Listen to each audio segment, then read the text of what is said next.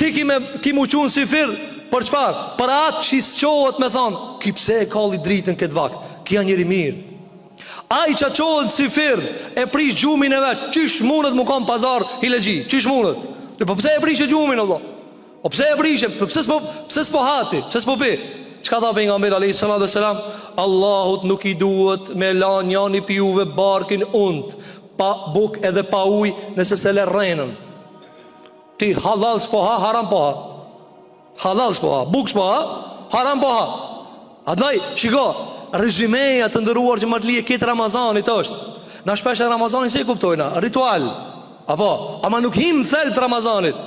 Elhamdulillah tash ka taravi, apo agjërojna, bojna iftar, apo.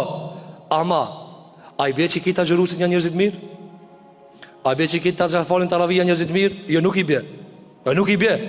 Pa këtë asyje, nëse nuk dalim për bajram me rezultatin të cilin Allah ja ka përmen pejgamberit alayhi salatu wassalam, wa innaka la ala khuluqin adhim, me dëvërtet ti e njeri mirë Muhammed, ka thënë Abdullah ibn Abbas radiallahu anhu këtë tefsirin e këtij ajetit, që ka thënë mirësia e ti o feja e ti.